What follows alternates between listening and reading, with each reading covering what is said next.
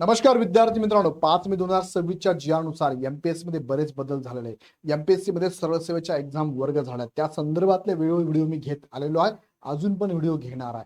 So आजचा video जो असणार आहे, हा व्हिडिओ असा असणार आहे की एमपीएससी मध्ये झालेल्या बदलामुळे विद्यार्थ्यांना कोणकोणते फायदे झाले। 6 फायदे मी तुम्हाला सांगणार आहे, पण तत्पूर्वी तुम्हाला सांगू इच्छितो की या संदर्भातले सगळे अपडेट मी तुम्हाला याच व्हिडिओ चॅनलवरती देणार आहे।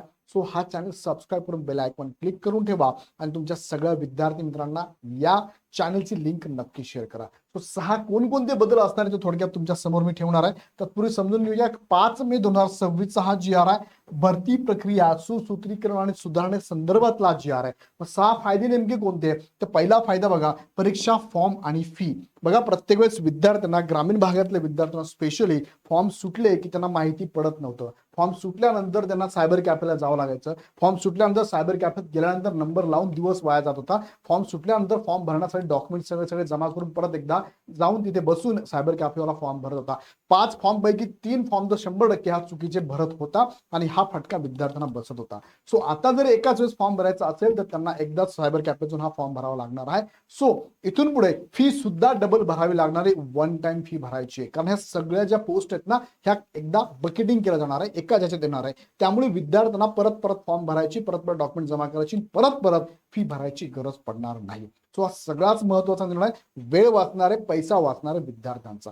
सो हा महत्वाचा फायदा विद्यार्थ्यांना होणार। दुसरा मुद्दा यामध्ये पुन्हा पुन्हा अभ्यास। बऱ्याच एक्झाम अशा आहेत की सेम विषय आहेत, सेम पॅटर्न आहे, त्याच पुस्तकांचा परत परत अभ्यास करावा लागतो, फक्त ऑथॉरिटी बदलते। टीसीएस घेणार, आयबीपीएस घेणार, ऍप्टेज घेणार, पुणे परिषद घेणार, हे घेणार, त्यानुसार अभ्यास करावा लागायचा। म्हणजे विषय तोच आहे, फक्त प्रश्नांची पातळी वेगळी असल्यामुळे अभ्यासाला परत परत म्हणजे सब ऑडिटरची एक्झाम आली, लेखापालची एक्झाम आली, क्लर्कची आली, लिपिक, टंकलेखक, वरिष्ठ लिपिक, कनिष्ठ लिपिक, हे सगळे एकच संवर्ग लिपिकाचे, तरी सुद्धा मात्र फॉर्म परत भरा, अभ्यास परत करा, परत परत अभ्यास करा।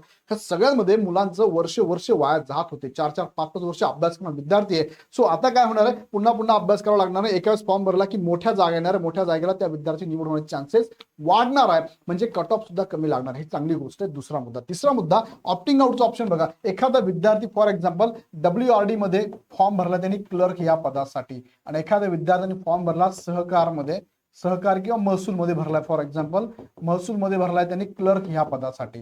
मग व्हायचं काय, ह्या विद्यार्थ्याची एक्झाम ही होऊन गेली, ही अपकमिंग आहे। ह्या विद्यार्थीची एक्झाम झाली फॉर एक्झाम्पल जानेवारी 2026 मध्ये, आणि ही एक्झाम असणार फॉर एक्झाम्पल जून 2026 मध्ये। मग व्हायचं काय, ह्या विद्यार्थ्याचा निकाल लागायचा आहे जून मध्ये, एक निकाल लागायचा, हा झाला सिलेक्ट, इथे झाला सिलेक्ट। हा विद्यार्थी ऑप्टिंग आउट करत नव्हता किंवा याला काही रिप्लाय देत नव्हता, कारण त्याला माहित होतं की माझं दुसऱ्या ठिकाणी सुद्धा सिलेक्शन होण्याचे चान्सेस असणार आहे। मग तो ह्या एक्झामचं वाट बघतात, ही एक्झाम नंतर याचा निकाल लागायचा ऑक्टोबर मध्ये, मग हा ठरवायचा कोणती एक्झाम घ्यायची।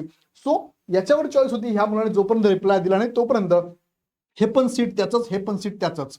पण आता काय होणार आहे, ऑप्टिंग आउट ही किचकट प्रोसेस राहणारच नाही। जसं की एमपीएससी मध्ये तुम्हाला माहिती असेल, एमपीएससी मध्ये एखादा विद्यार्थी सिलेक्शन झाला, डेप्युटी त्याला ऑप्टिंग आउट म्हणजे सिलेक्शन झालं एमपीएससी मध्ये। एमपीएससी मध्ये किती संवर्ग होते, एमपीएससी मध्ये आतापर्यंत 57 संवर्ग होते। या 57 संवर्गासाठी एक्झाम होत होती, आणि यामध्ये सपोज त्याला पहिले प्रेफरन्स द्यावं लागायचे, नंतर सिलेक्शन झाल्यानंतर प्रेफरन्स, तू डेप्युटी कलेक्टरला दे, डीवायएसपीला दे, किंवा शिक्षणाधिकाऱ्याला दे, किंवा तहसीलदार, काहीतरी तुम्हाला प्रेफरन्स द्यायचे। सपोज त्याने प्रेफरन्स दिला 1, 2, 3 आणि 4, सपोज त्याचे सिलेक्शन झालंय डेप्युटी डिवाइस म्हणून, आपण डेप्युटी सुपरिटेंडेंट ऑफिसर म्हणून सिलेक्शन झालंय त्याचं। मग इथे सिलेक्शन झाल्यानंतर त्याला ऑटोमॅटिक बाकीचे पदांसाठीचा विचार केला जात नव्हता, म्हणजे बाकीचे पद बाकीच्यांसाठी रिक्त राहायची, त्यांना सिलेक्शन व्हायचं। म्हणजे इथे काय व्हायचं, ही प्रोसेस लांबत नव्हती, किचकट होत नव्हती। आता ऑप्टिंग आउटची प्रोसेस राहणार नाही। सपोज क्लर्क ह्या पदाला तुम्ही फॉर्म भरला की सगळ्या डिपार्टमेंट 141 डिपार्टमेंटचे क्लर्कच्या एक्झाम एकाच होणार आहे। मग तुम्ही जेव्हा सिलेक्शन झालं, तुम्हाला प्रेफरन्स द्यायचे, बाबा तुला सांग कोणत्या डिपार्टमेंटला क्लर्क व्हायचं आहे, तू प्रेफरन्स दिला, सिलेक्शन झालं की ऑटोमॅटिक तुझं नाव बाकी ठिकाणी घेतलं जाणार आणि बाकीच्यांना संधी मिळणार आहे। पण ही प्रोसेस फार किचकट होत होती, आता याच्यातनं सुटका मिळणार आहे। नंतर पुन्हा पुन्हा परीक्षा घेणे, जी परीक्षा घेणारी बॉडी होती, ऑथॉरिटी होती, सेंटर अपॉइंटमेंट करा किंवा ऑनलाईन सेंटर घ्या, सगळे सीसीटीव्ही कॅमेरे सगळं परत एकदा ऍक्टिव्हेट करा, सगळी यंत्रणा उभी करा, त्यासाठी विद्यार्थ्यांना फी घ्या, परत त्यांची सगळी यंत्रणा प्रिंट आउट करा किंवा क्वेश्चन पेपर बनवा, क्वेश्चन पेपर चेक करा। ह्या सगळ्या गोष्टीमध्ये ना खूप गोष्टी कदाचित 10 प्रोसेसमध्ये 8 बरोबर 2 चुकीच्या होऊन जायच्या आणि त्याचा फटका विद्यार्थ्यांना बसायचा. सो आता एकदाच एक्झाम घ्यायची ना, पुन्हा पुन्हा परीक्षा घ्यायची गरज नाही. ह्या मानसिक त्रासातून ते सुद्धा आता फ्री होऊन जाणार आहे.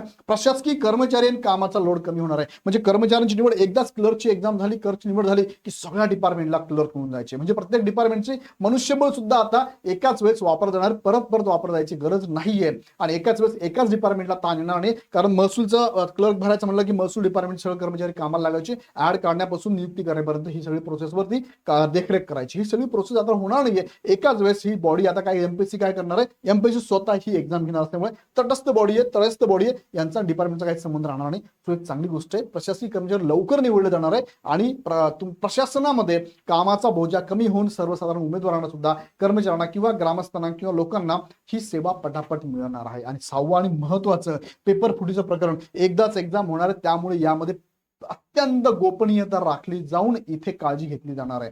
100%ची काळजी, 99% ऍटलिस्ट होणार आहे. सो ही सुद्धा पेपरची प्रकरण कमी होणार आहे. सो हे 6 महत्वाचे फायदे सर्वच विद्यार्थ्यांना फायदेशीर असणार आहे. म्हणजे आता एका वेळेस तुम्हाला जास्त वर्ष ह्या एक्झामला घालवायची गरज नाही. एकाच वेळेस जर तुम्ही एक्झाम दिली तर चान्सेस वाढणार आहे तुमच्या सिलेक्शनच्या, चान्सेस वाढणार आहे तुमच्या मेहनतीला यश मिळण्याचा. सो कट ऑफ सुद्धा कमी लावू शकतो, जास्तीत जास्त मुलांचं सिलेक्शन होऊ शकतं. सो इथून मागे बघितलं आपण, इथे 13 लाख विद्यार्थी फॉर्म भरायचे एका एक्झामसाठी, अशा भरपूर वर्षातून एक्झाम द्यायचे, प्रत्येक फॉर्मला हजार रुपये फी भरायचे. हे खूप नुकसान व्हायचं मुलांचं. अभ्यास चालू आहे, नुकसान पण चालू आहे, घरची परिस्थिती बेताची असायची. ह्या सगळ्या गोष्टींना आता वेळा आळा बसेल आणि चांगली संधी विद्यार्थ्यांना मिळणार आहे. हे 6 फायदे विद्यार्थ्यांचे असणार आहे. तुम्हाला काय वाटतं यावर मला कमेंटमध्ये नक्की कळवा. सो हा GR आल्यामुळे सगळ्याच विद्यार्थ्यांना फायदा झालाय. पण आता एक गोष्ट मला करायची, अभ्यास प्रामाणिकपणे करायचा. गट कचा अभ्यास करायचा असेल ना, तर सध्या एमपीएससी असं काही प्रत्येक विभागाच्या प्रत्येक संवर्गाचे अजून काही असं परिपत्रक दिलं नाही अभ्यासाच्या पद्धतीबद्दल, अभ्यासक्रमाबद्दल किंवा निवड पद्धतीबद्दल. सो परीक्षा पॅटर्न येईपर्यंत तुमच्या हातात काय, एमपीएससीच्या पॅटर्ननुसार अभ्यास करणं. गट क चं ज्यांचं जे पॅटर्न आहे त्यानुसार तुम्ही अभ्यास आता चालू ठेवा. त्यासाठी गट क ची बॅच इग्नाइट तुमची अवेलेबल आहे. पूर्व परीक्षा लगेच तुम्ही जॉईन करून अभ्यास करू शकता. अदरवाईज ज्यांना अजून थांबायचं, वेळ मारायचा, थांबा सर आल्यावर बघू, थांबून घ्या. पण ज्यांना वाटतं की मला आत्ता वेळ आहे माझ्याकडे आणि वेळ वाया घालवायचं नाही, सो हे विषय जे आहेत ना, विषय हेच आहे, फक्त पॅटर्न मध्ये वेटेज कमी जास्त होणार आहे, आवाका कमी जास्त होणार आहे. सो आत्तापासून अभ्यासाला लागला तर नक्कीच फायदा तुम्हाला होणार आहे. सो जॉईन करण्यासाठी ऍप डाउनलोड करून डायरेक्टली बॅच तुम्ही परचेस करू शकता. काही शंका असेल तर आमच्या नंबरला कॉल करू शकता. ही पूर्ण धुरंधर टीम तुम्हाला इथे एमपीएससीच्या पॅटर्ननुसार शिकवणार. गेली काही वर्षापासून ही ऑलरेडी आपल्या बॅचमध्ये शिकवत आहे, एमपीएससीचे क्लासेस पण घेत आहे. सो नक्की याचा फायदा करून घ्या. ऍप डाउनलोड करून डायरेक्ट बॅचेस जॉईन करा. काही शंका असेल नंबरला कॉल करा. सो हे 6 फायदे सगळ्याच विद्यार्थ्यांसाठीचे. तुम्हाला काय वाटतं मला कमेंटमध्ये कळवा. आवडला व्हिडिओ तर लाईक करून सगळ्यांना शेअर करा. पुढचे अपडेट बघण्यासाठी चॅनल सबस्क्राईब करून बेल आयकॉन क्लिक करा. पुन्हा व्हिडिओ आपण नेक्स्ट व्हिडिओमध्ये. धन्यवाद.